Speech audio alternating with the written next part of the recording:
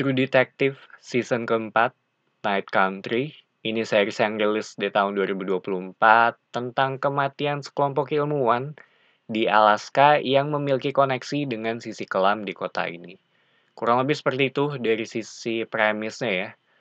Dan True Detective adalah salah satu series yang cukup punya pengaruh besar dalam hidup gue.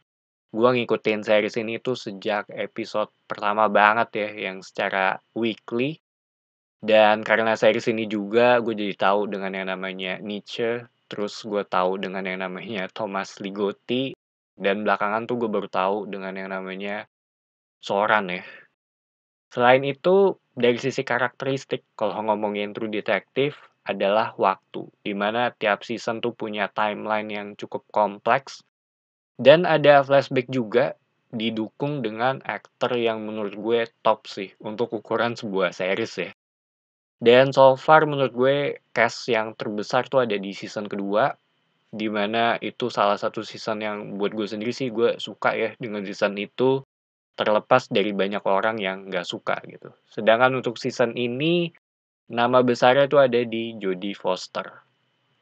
Dari sisi plot, di sini tuh ngambil setting di Ennis, sebuah kota terpencil di Alaska, di mana terdapat research station yang bernama Salal.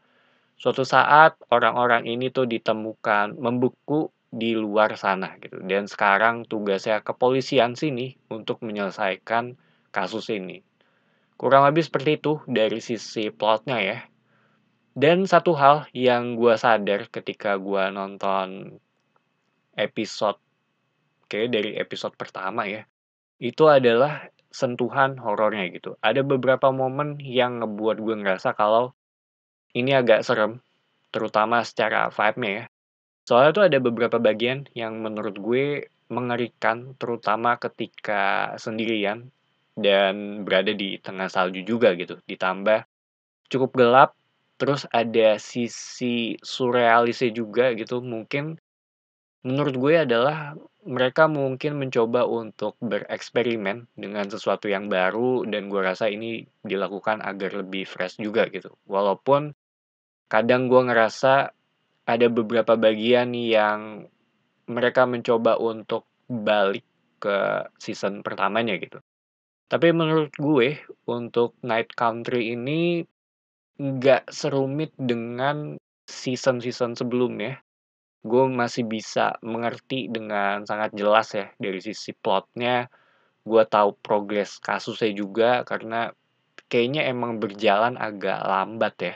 Dan butuh waktu juga untuk nyari para narasumbernya gitu. Sedangkan dari sisi pacing, menurut gue ini pas. Ada beberapa bagian yang sedikit lambat, tapi masih nyaman untuk diikutin. Dan seperti season-season sebelumnya juga, di mana ada flashback ya. Ada masa lalu dengan dua karakter ini, di mana pada akhirnya tuh mereka kembali bersinggungan untuk saling menyelesaikan kasus ini. Sedangkan dari sisi setting, menurut gue ini tuh lokasi ini ya, ini punya karakternya tersendiri di mana isolated dan dari sisi waktunya juga cenderung di malam hari ya untuk season ini penerangannya juga ya bisa dibilang ya benar-benar ya ada di kotanya aja. Jadi kayak satu wilayah yang terang dikelilingi oleh wilayah yang gelap banget gitu. Ditambah dengan salju juga yang memiliki perannya tersendiri dari sisi ceritanya. Sedangkan aspek horor menurut gue ini yang paling kuat di antara semua season. Ya mungkin season pertama ada sedikit sisi horornya ya. Karena di season ini tuh ada berhubungan dengan orang yang udah mati juga dan beberapa karakter memiliki kepercayaannya tersendiri mengenai hal ini gitu. Cuma gua nggak mau terlalu banyak bahas plotnya ya. Tapi secara vibe juga gue berasa lebih kuat sih. Ada beberapa momen yang balik lagi yang kayak tadi gue bilang terhitung horor banget gitu ketika melakukan penyelidikan. Dari sisi karakter, di sini tuh ada dua yang utama yaitu Liz Danvers dan Evangeline Navarro, di mana dua orang ini tuh nggak saling get along, sering konflik, cuma perlu menyelesaikan kasus ini secara bersama-sama ya. Tapi yang gue suka adalah pembicaraan pribadi mereka gitu, ketika berada di dalam mobil. Di mana masing-masing karakter punya kehidupan masing-masing juga, dan ini sering ditampilin.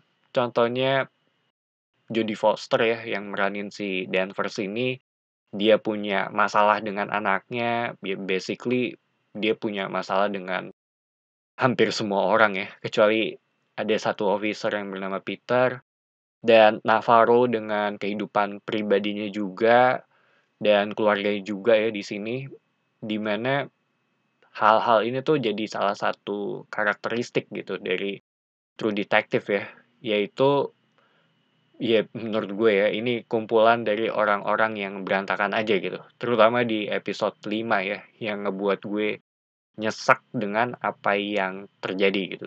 Dia bisa dibilang semakin ke belakang semakin kelam. So, True Detective season keempat, ini series yang oke, gue enjoy selama nonton. Cara cerita juga masih bisa untuk diikutin, salah satu series yang layak sih untuk ditonton ya kalau menurut gue. Jadi itu aja opini gue mengenai season ini atau mengenai season keempat dari True Detective. Thank you for watching. It's me Patrick signing off.